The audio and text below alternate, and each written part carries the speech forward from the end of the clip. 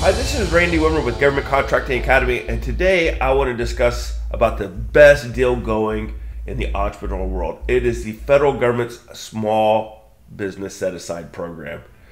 Well, to start with, there's about 300 billion reasons every single year that this is a great program.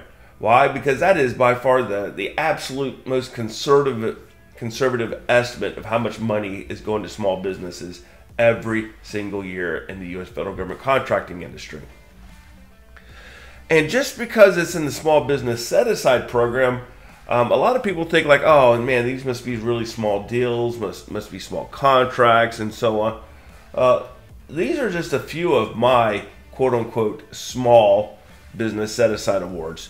96.5 million, 50 million, 30 million, 79 million. And these are just the ones that I found off of Washington Technology, going back and looking at their old headlines. Again, just because it's small business set aside doesn't mean it's small. The best thing that the Small Business Set Aside Program does, in my opinion, is it levels the playing field. In most industries, it is almost impossible to compete head to head as a small business with these large businesses. They almost have a monopoly on that particular industry because a small business, they just can't compete with them. They don't have the branding, they don't have the resources, they don't have the scale, whatever it is, they cannot compete. And the federal government, they kind of realize that it's in their best interest to have a small business set-aside program. Why? Well, small businesses are a lot cheaper than big businesses, and there's a lot of work that doesn't take a Northrop Grumman or an IBM or Lockheed Martin. A lot of that work does not entail building an aircraft carrier. A lot of it is hey, we need some project management support services, or we need IT support services in this building. Those type of things. You don't need to have Skunk Works and Bell Laboratories, or you don't need any of that kind of stuff in order to provide a lot of these, what I would say, these services that keep the federal government running on a day-to-day basis. So what they did is they created the Small Business Set-Aside Program. Now, everybody thinks it's to stimulate the economy and so on, and they're, without doubt, that's part of the rationale, but it's also to save a few bucks. And I'll tell you what I mean by that. As budgets start compressing, and I'm telling you, there's always winners and losers in the federal government budget wars. So if your agency is taking a hit this year and they don't have the same gazillion-dollar budget that they had last year, let's say it's 15% less, they know that they could get that same level of mission support that they were previously getting from that big company. They can get it that same level of support at a 15% reduction with a small company. Why? Because small companies have lower costs. So that's, in my opinion, is the real reason why the Small Business Set-Aside Program is used the way it is. Now, here's the flip side of that. The U.S. federal government, it's employed by people, and these people, they have jobs, and these jobs, cause them stress, and it requires a level of effort. And if I could pay Northrop Grumman $1 billion, and I don't have to worry about it, I can just walk away and say, oh, done. Let me just wipe my hands off of that. I got Northrop Grumman, or better yet, I got IBM taking care of it.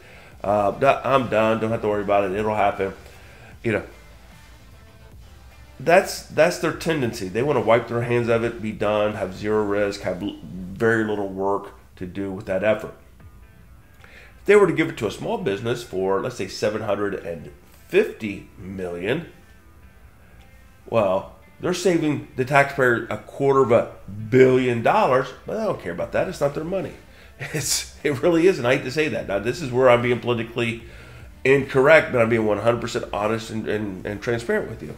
They don't care. It's not their money.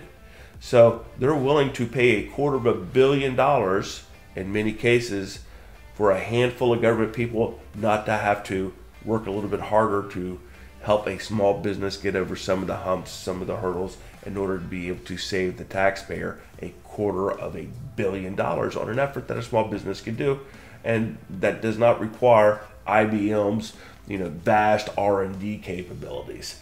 And that's the downside to it, is they're not using it as much as they should. And that is because people are people, whether they're federal government employees or whether or not they're out in the commercial sector, is they're inherently risk averse and they're inherently lazy in many cases. And it's a lot easier to throw $1 billion over the fence and not have to worry about it than to try to save just a measly $250 million and have to work a little bit harder to ensure that the small business can get over some of these hurdles. So I'm going to tell you how great this program is by explaining it to you in a different industry. Let's just say you wanted to break into the fast food industry. And, I like a good burger, so let's call our company New Guys Burger. And we pick a location and we say, this is it. This is a great location. There's a lot of flow. There's a lot of traffic. Boom. We'll put it right here in this corner. And then we realize, oh my God, how stupid were we? It's down the street from a McDonald's. Now, how many kids are going to tell their parents let's forego that Happy Meal and those delicious McDonald's French fries for something that we've never had before? So, it's not even a chain. Nobody's even heard of New Guy Burgers. So that doesn't happen. That doesn't bode well for us at all, having our restaurant that nobody's ever heard of trying to compete head-to-head with a globally branded McDonald's.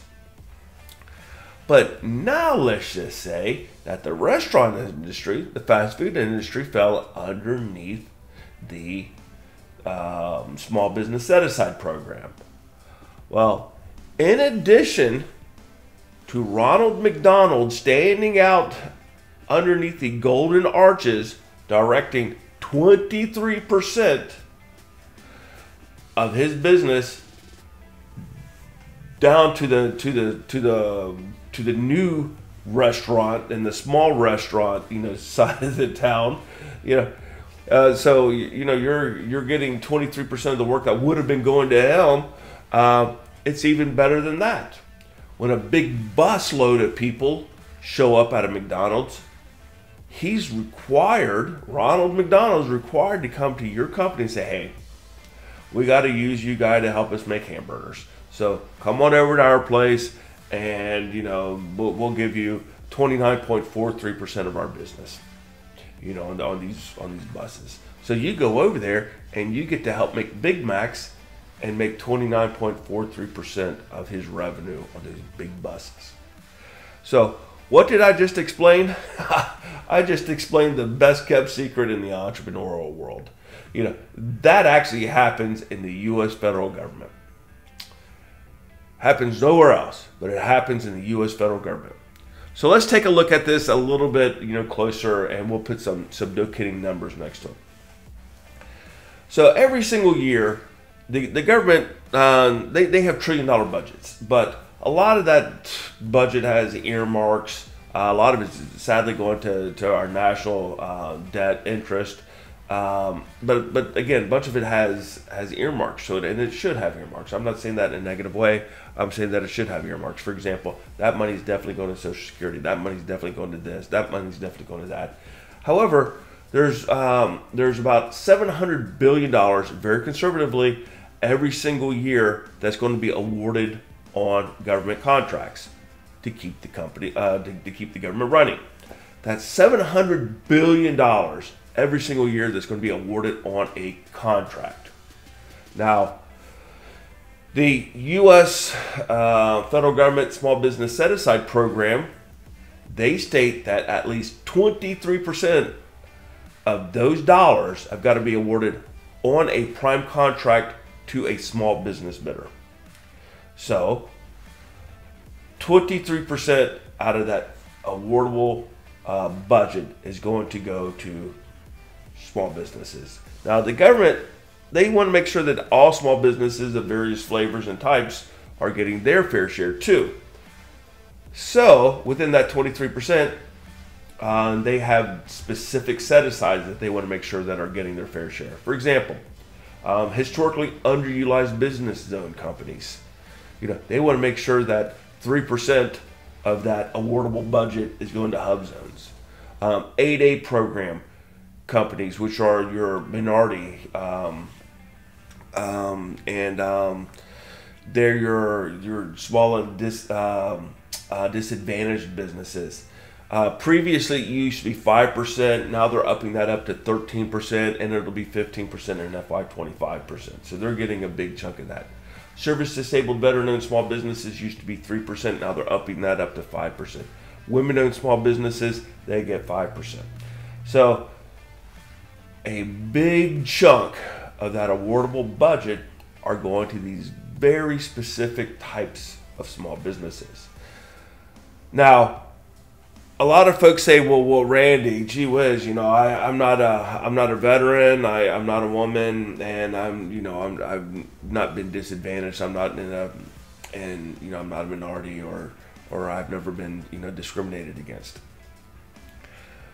What am I going to do? I'm missing out on this great opportunity here, and I'm going to say, no.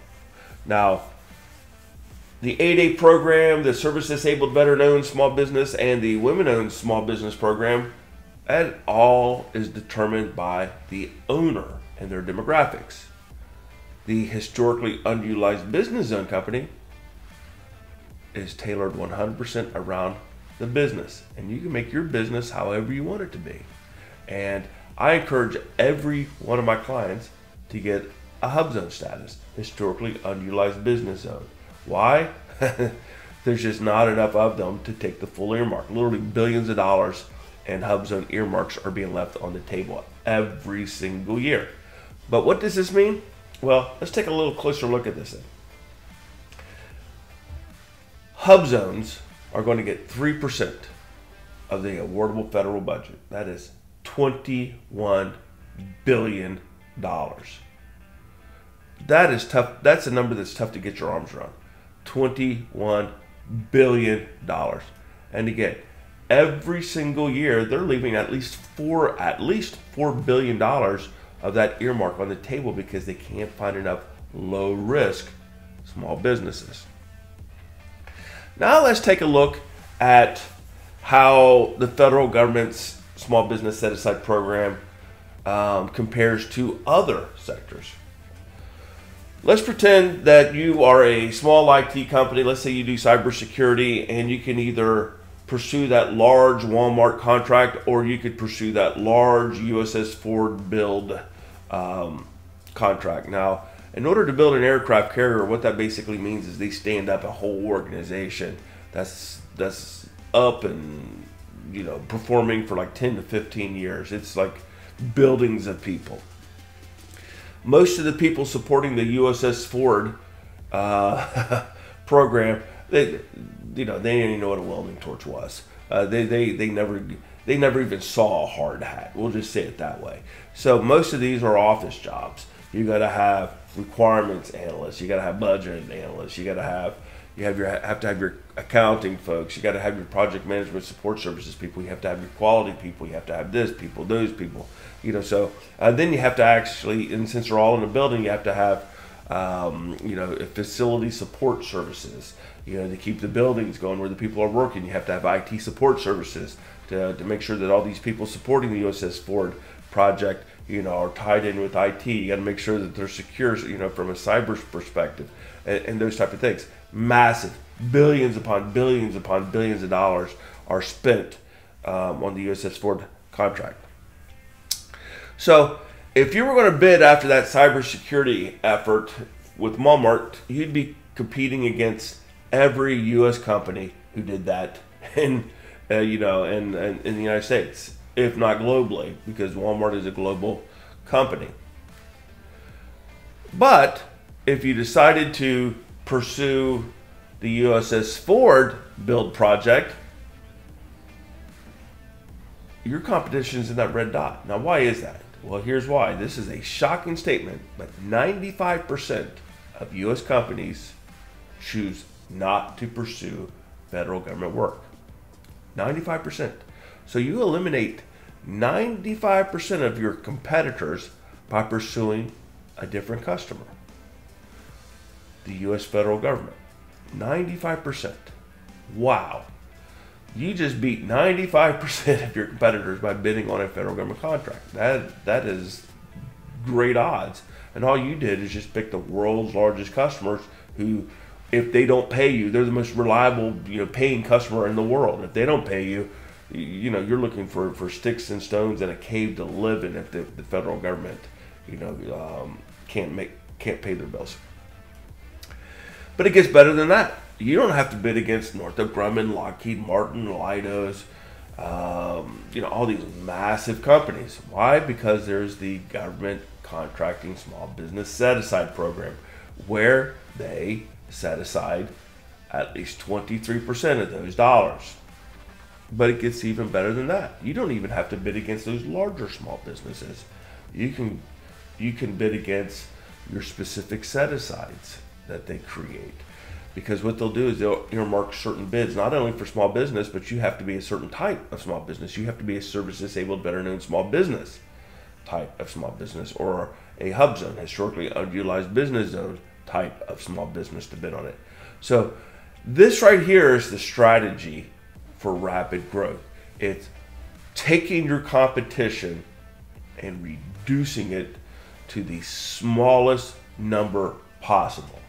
Now, later on, I'm going to have videos discussing how to take that tiny yellow dot, when it's really tiny when you compare it to this blue dot, and make it even smaller. So that's the game. Again, that small business set-aside program is where you're probably going to get your first prime contract. It was for me. I won my very first prime contract. It was worth $15 million. And because it was my first one and I didn't have infrastructure and I didn't have employees, I was doing the work for about 3 or 4 people for a while because of cash flow. You've got to pay your people. And usually you're 2 or 3 months of paying your people before the government payments start kicking in. And I didn't want to add to my cash flow concerns by hiring corporate employees off the bat. So yours truly is working. If I could work 48 hours a day, I would have worked 48 hours a day.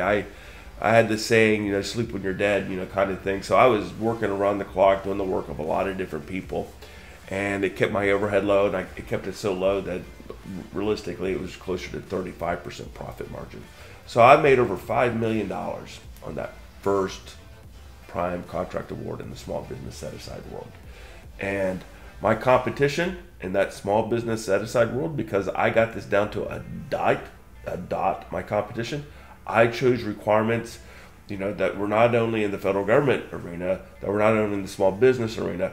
I chose things that were in the service-disabled, better-known small business set-aside category. And I even did the ones where I would have a tremendous competitive advantage over my discriminators, which is, again, that's the game you play. So I had 6 other competitors competing against my very first prime contract award. 6 others. I had a 1 in 7 chance of winning, personally, over $5 million and putting it in my savings account. Compare those odds to other things. Again, I'm telling you, that is the game you want to play. The small business set-aside program has got to be, again, without question, the best industry for startups in the entrepreneurial world. So I hope this helps, and I'll talk to you soon.